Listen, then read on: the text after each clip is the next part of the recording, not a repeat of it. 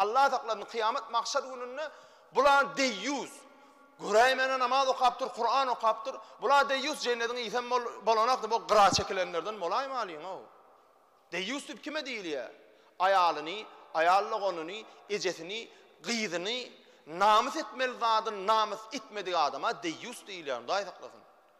Sen onu bir sana şu güne namus ettirip namus ettirmeliler, öz için şonu istemeliler. Gurungda öz imanın oyonmalı.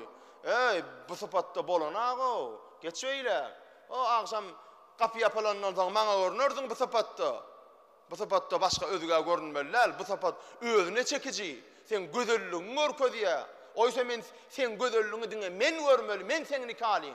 Erkek doğunun görmeliler deyip bir önüne çıkmalı. Hay kuş diýmeli.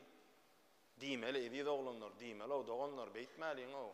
Ene Tom saýy gelýär, Tom saýy şu öýünden çıkman oturasyň gelýär.